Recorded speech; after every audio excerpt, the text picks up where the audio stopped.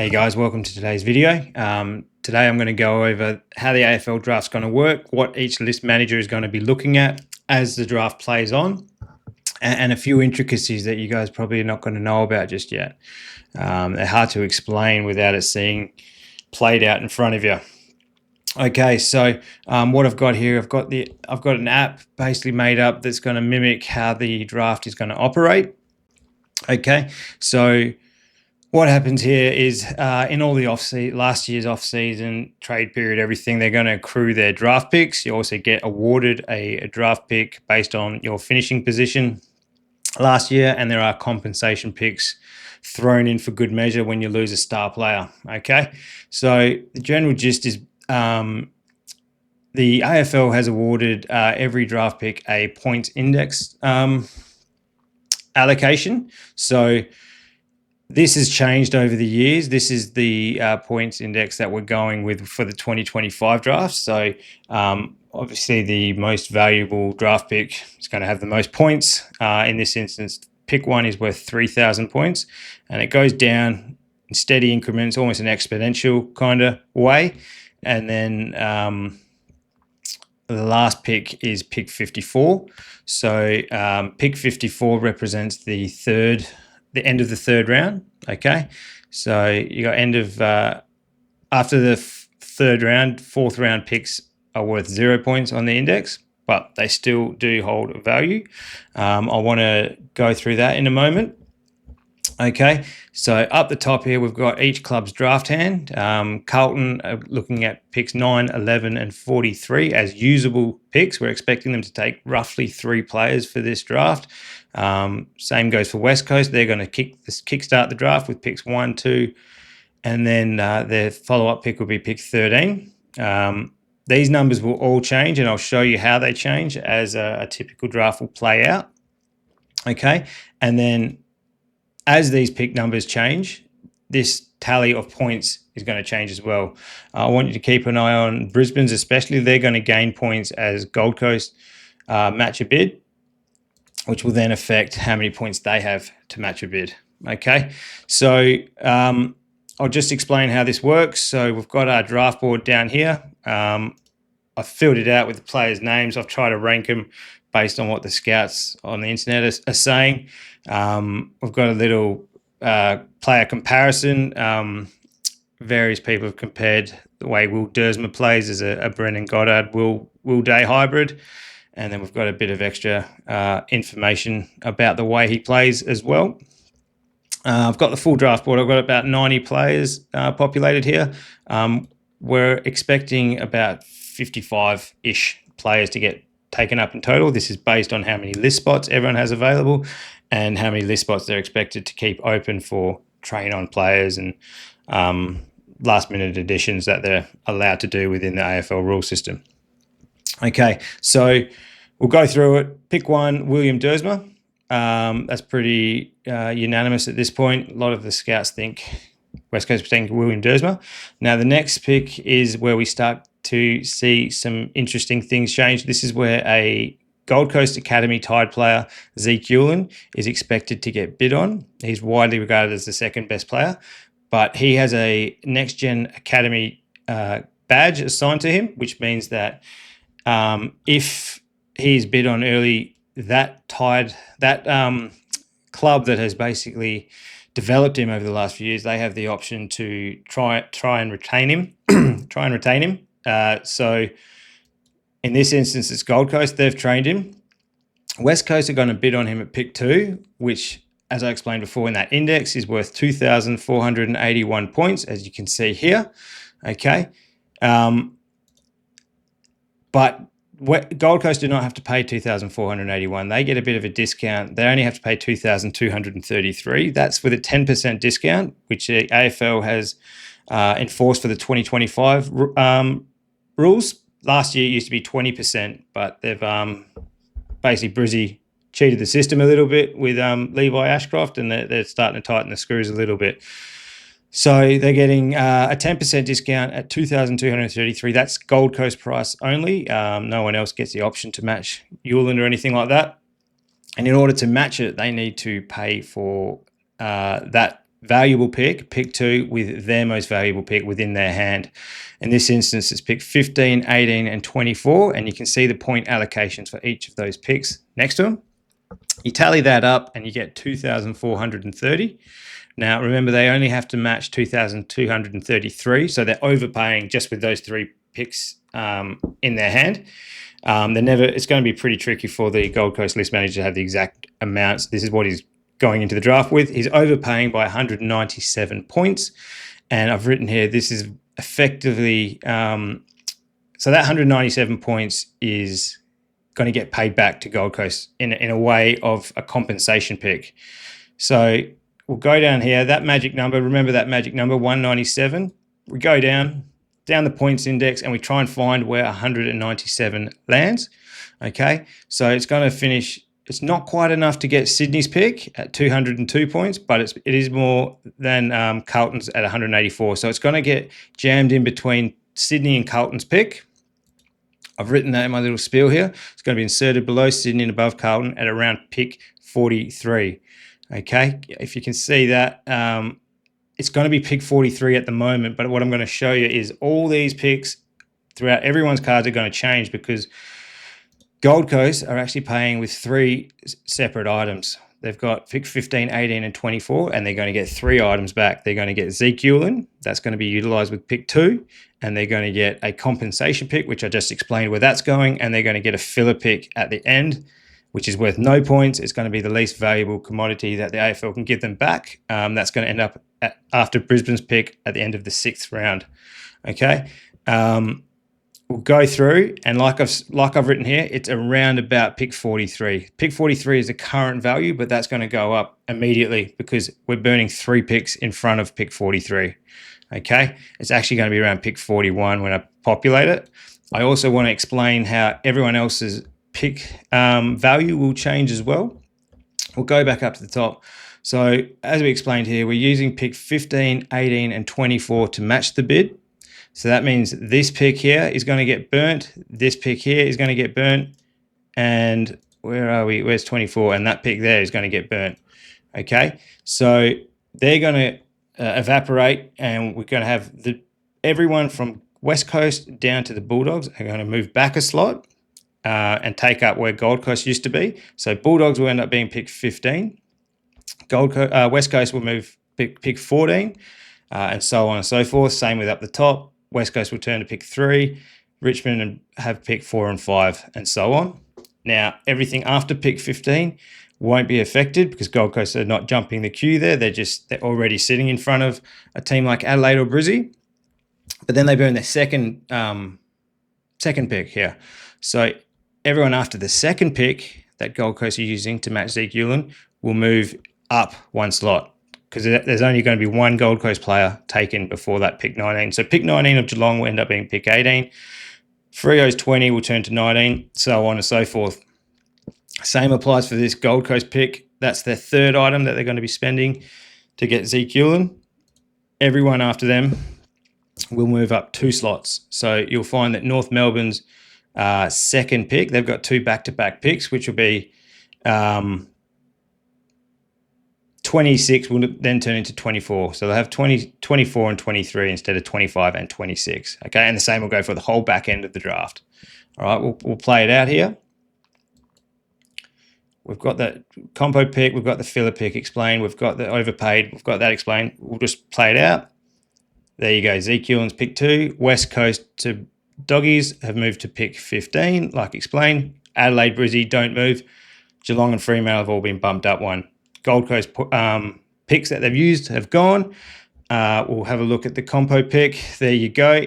It's at pick 41, but it's still landed between Sydney and Carlton, like we explained. Okay, so that's the gap where that 197 points is. That's now worth 220. So just in the process of those picks getting burnt, they've picked up an extra, 197, 223. They've picked up an extra 23 points just from burning the picks that they're spending in the first place.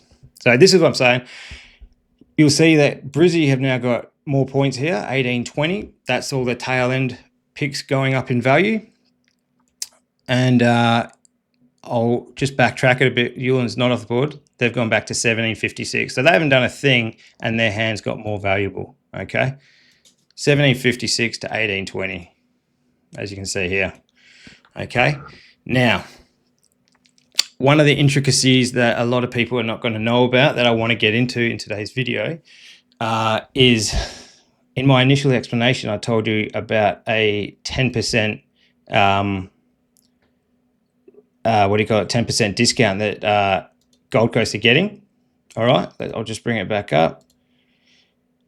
10% discount applied to pick 2. Now that 10% discount only counts for the first 18 picks. If a tied player gets bid on within the first 18 picks, the first round worth of draft picks, then a 10% discount is applied. Okay, so if there's also a second set of rules for the second round picks, and then a third set of rules for the third round picks. I'm going to go into that with you.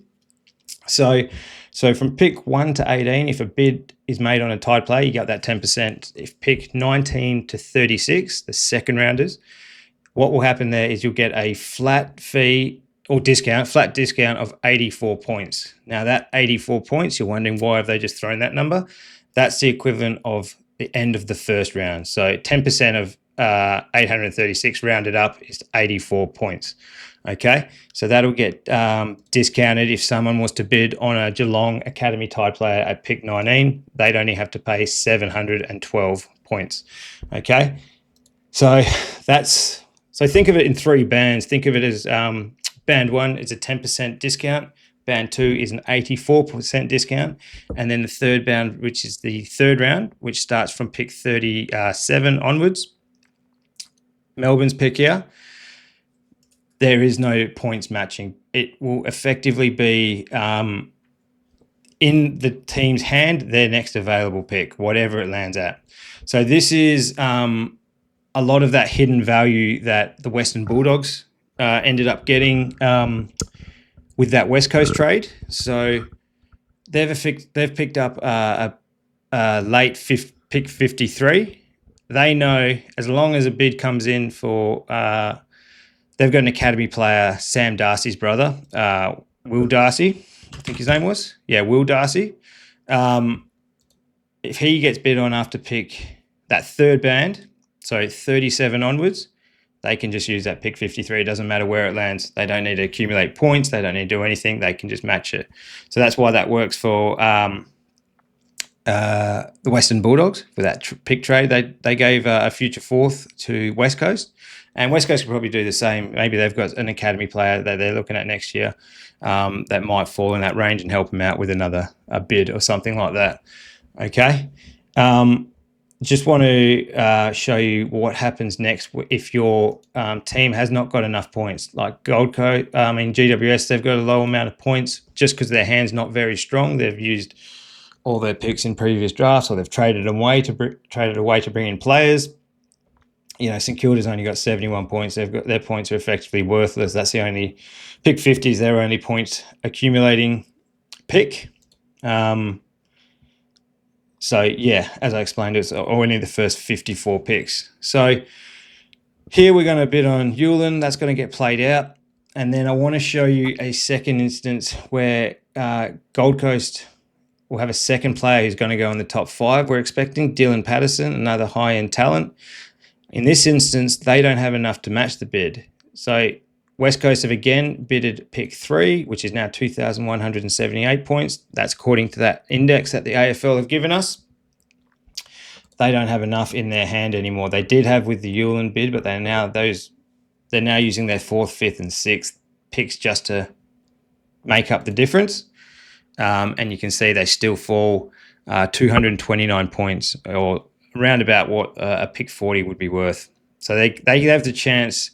If they can't match it, what will happen is they will forego all these picks in front of pick 54. They will keep pick 91, 109, and 115. They will keep them regardless, but it's only the points that you give up in order to match a bid will get deducted. Dylan Patterson will send Gold Coast into a deficit, 229 points. What happens there when they go into deficit is that those 229 points will get taken off their most valuable picks next year. So for explanation purposes, let's just say they win the premiership. They get awarded the 18th pick. There's no father son. There's no academy. There's no nonsense like that. Everyone just goes opposite to the ladder finishing positions. Gold Coast have been awarded 836, but you've got to take away, 229. My calculator's screwed up there because they've actually just acquired a whole bunch of points. But yes, so what we say, 229. So let's just pretend that the 18th pick, you have to take away 229 points there. So you're looking at, that gets bumped down to 607 points. Okay, so that'll, assuming we use the same points index next year, that'll bump them down to around pick 25 will be Gold Coast's best pick at best case scenario. So it's going to make them life a lot harder to match bids if they've got any more academy kids coming next year. Another consideration there, this is where West Coast, Richmond and Essendon can all kind of play the game a bit, where assuming that they think they may realistically finish in the bottom four again, I think West Coast can safely consider that. By pushing one of those higher picks, if you think Brisbane or Gold Coast can win the premiership, their first rounder will actually fall behind West Coast second rounder. So there's little intricacies that the list managers can think about that. Okay. Now, another rule that you guys may not be aware of it, or yeah, I'll call it a rule.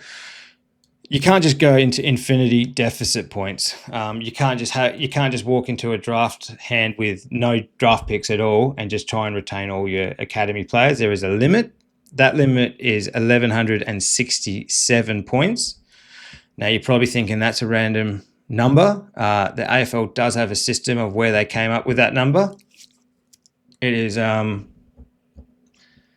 effectively the end of the first round, 836 points. The end of the second round, 317 points, and the end of the third round, 14 points. That's all those point tallies added up, ends up being 1,167 points. It actually includes the end of the fourth round, pick 72, but as we know, that's 0 points. So it's the end of the equivalent of the end of the first, second, third, and fourth. They can only go into that far deficit before they just have to give up the player effectively. So that's why over the last couple of years, you've seen Brisbane and Gold Coast just try and just start stockpiling picks, especially picks in the top 54. They don't want to go. They want to stay within 1,167 of, the top 3 picks effectively. Those 3 picks are the ones that are really going to stretch that deficit cap. Okay. Now, the next thing I want to show you is the bands getting played out. So we'll just go through a quick regular draft. I'll try and rattle through it as quick as I can. Brizzy have now got to match. They've got enough points to match Richmond's bid at pick 4 for their player Dan Annable. They're going to have to burn 4 picks. As I said, they're using 4 assets. They're going to get 4 assets back. They're going to get Annable. They're going to get their compensation pick, which falls at around pick 52, which will bump up to around 50 or 49-ish due to burning all these early picks, and then 2 filler picks. So that's recap, Annable, pick 49, and 2 filler picks. That's your 4 picks, matches your 4 picks here. That's gone. And now they're lacking points, but they've still got more academy players to match if they want, and they still can do that, providing that these academy picks fall after that second ban that I was talking to you about. Okay, so Patterson, he's going the same deal again. Gold Coast have got enough to match it in this instance. They burn all their picks again, and this is why especially Brisbane and Gold Coast, who have got a pretty strong academy and a lot of academy players looking like AFL-worthy players, they're accumulating all these late rounders. They're also getting filler picks, which are going to assist them to match these bids. It's just something to be aware of, and I'm pretty sure that's why the Doggies traded the future 4th for the West Coast 53. As you can see here, West Coast were not expected to use it. They're only taking 5 players in total. They've already used 2. We've got 3 left. That's what they're looking at, so it didn't really cost them anything. We'll go through. We'll play it out as quick as I can for you. I want to get to pick 17, 18, and 19 to explain these bands a little better. Okay, let's just rattle through it. I'm just going in any old order. Okay, so we're at pick 17. So this we'll try and match a tied player. We've got Tom McGuan for Maggie's. Again, 10% discount because we're still in that first round band. Every pick before pick 18 is a 10% band. They haven't got enough. They've got the option to go into deficit. Let's just say they really want McGuan. They haven't got the picks to match.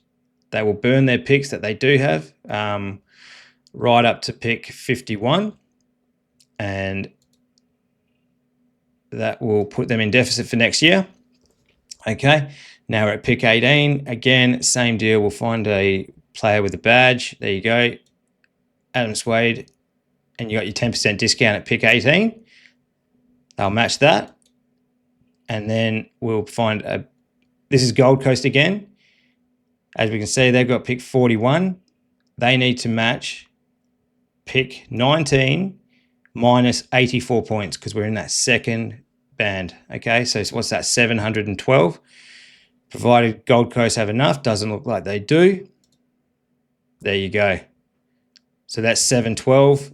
We're in that second band now, second round picks. 84 points is the flat discount that you're getting. You're not bothering with the 10%. You know, 10% would have been 79. You're still getting pinged another 5 points there. Okay, so they can no longer match it. Let's say they want to go into deficit again.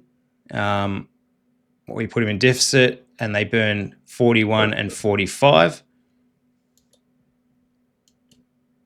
They're still held on 84. So that's put them into deficit. They're now, how much deficit have we got? They're about 342 points in deficit now for next year. So if you take that away from your first round pick, that's going to knock you back a fair bit. Okay, this is the tally. This is all their assets that they've got. You can trade your future picks in this. I'll show you that in the trade simulator in a moment. They've got Melbourne's and Essendon's you can trade, get back in to try and avoid going into that deficit. Okay, so I've given you the demo of band 1, the line between band 1 and 2, and now band 2. We'll go through. I'll just try rattle through a few more, and we'll get to that band 3 threshold. Okay. This is assuming that no trades go through, all that kind of stuff. All right. Sydney are going to match a bid. We need to get to pick 36.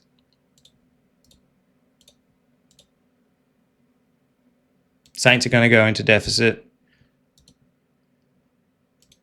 Okay, 36. Remember, we're still in that second band, so this is an 84-point deduction. Gold Coast have no points. We won't go bother with him. Carlton, have they got 84 points? Where are we? Carlton. They've got 356. Okay, but they need to match Richmond's bid at 317 points. So 317 minus 84, they should have enough. 317 minus your 84-point discount. Remember, that's 10% of pick 18 in a normal draft. They can match it. Okay? And then we rattle through. This is now that third band that I was telling you about. West Coast. Tyler Williams might fall around this part. They're hoping he falls after pick 36. Puts us all into that third band. And all they have to do is match. Let's actually go Western Bulldogs. That's a good example. So this is that pick that everyone thought was pretty useless. That why have West Coast bothered giving them pick 53 for a fourth rounder? Okay. So let's say Richmond are really keen on Sam Darcy's brother. They're going to put a bid on him. Doggies can match it. They don't need to bother with points, anything. They just needed that pick to fall after 36. Where is he? Darcy? There he is. There you go. The tied club must surrender pick 46. It's worth 134 points. It's going to fall well short of that 297 points. But that is the rule that we're in now with that third bracket. Okay, you can see there that's the only pick they've got. But even if they didn't have 46, they could have given 65. They could, if they didn't have 65, they could have given 69. That's why these players with the, you kind of get a gauge on where your players are going to get bid on, and you can kind of tweak the system to work in your favour, which I think is why the doggies have done what they've done. And it doesn't matter where it goes, he's going to the dogs. Okay. I'll clear that, clear the filters. We've got our player pool again. And it's the same for everyone now. Gold Coast, they've got pick 87. 87, as I said before, we're looking at 57 players getting bid on. Gold Coast can match him. If he's gone after 37, as long as they've got the asset, they've got literally a pick to give up, they can give that up. Doesn't matter the value. There you go. Gold Coast can match for a discounted cost of 0 points. They're going to have it. They just got to surrender their next pick, 87. That's it. He's a Gold Coast player. And it can go for all of Gold Coast players. I'll bring up all their Gold Coast Academy players. They can use pick 88 on Jai Murray and 106 on Coulson. They don't need to bother with all that trading and getting extra points and all that kind of stuff. That just applies for pick 1 to 18. All right. Same with West Coast. They can match pick 41. No worries. So hopefully that gives you an idea of how the draft works. What I want to go into next now is the when you are going to fall short in that first band that I was talking about. So I want to give you an example where West Coast really stick it to Gold Coast. They're going to go back-to-back Gold Coast bids and try and burn all of Gold Coast. 15, 18, 24 will get burnt on Hewlin, 28, 29, 36, and that'll get bumped up to about 48, 49. That'll get burnt on Patterson, except they're going to fall short for that. So let's go into it. As I said, that's the Hewlin plan, and then this is the Patterson one. They're going to fall short. Now, if the Gold Coast list manager is savvy enough, he's going to go around the comp and talk to other clubs about finding those points. Okay. As you can see here, he's 229 points. This is his remaining draft hand. These are his tradable assets that he can send to other clubs. For 2025, we're now allowed to trade away 2 years in advance. So it's not just your 2026, it's your 2027 as well. So in this instance, there's been a few trades bandied about. A few of my subscribers have actually come across some. If you guys want to take part in some of our mock drafts, just subscribe and set the bell, and I'll be doing mock drafts on this thing so you guys can play out whatever scenario you guys got in your head. Let's say the Gold Coast aren't going to use these picks, remember, so just getting points into your hand is what their priority is. So North could help them really if they had pick 15, but that's not going to help them anymore. So to match a Hewlin bid, you're looking at basically you want to trade 41 into a couple of low 40s if no one's going to use them or something like that. That's probably your best bet. But what Gold Coast should really be looking at doing is before the draft starts, I've just got rid of Dersma and Hewlin. Before the draft starts, you can start accumulating points to anticipate those early bids. All right. So if here I've got an example of a trade that is win-win for both clubs. Remember, Gold Coast are not going to use pick 15. It's going to Hewlin regardless. So they may as well change 15 into 25 and 26. North Melbourne get the chance to draft a better player. They're going to move up the draft board by about 10 slots. And Gold Coast pick up 178 bids, 178 points. So that helps them match the Patterson bid. All right. Another one we've come across is Essendon. Had 20, I think it was 36 for 21 and 30, I think from memory. And 28, I think it was. So Essendon move up the board, 7 picks and 6 picks. Okay, and Gold Coast are accumulating more points. Does that make sense? So Gold Coast are getting what they need. Essendon are just they're looking for pick 21 because they're hoping to get Swade, who is one of their academy tied players. And there is a chance if that falls in that first band, they're going to look at a 10% discount short of that 84 points. So that 84 points won't matter as much to Essendon. And Gold Coast suddenly have a massive points tally, 4,304, and they should be able to match Hewlin and Patterson regardless if they go 2 or 3. Yeah, see, they've got enough there just from those 2 trades, but you want to do that before the draft starts, or at least get rid of pick 15 before that Hewlin bid comes in, because if they're still holding pick 15, when West Coast make them pay up, they have to burn that pick 15. It's no longer a tradable commodity.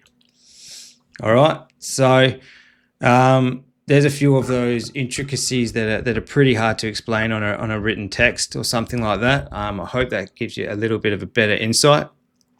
If you like the content I'm trying to create for you guys, please like and subscribe. I'm on this thing every other night, and you guys can carry out your mock drafts and play out any scenarios, and we'll see if that player that you want for your club can fall in a realistic situation.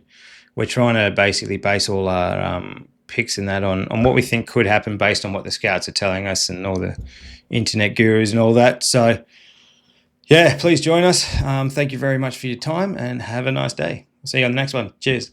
Bye.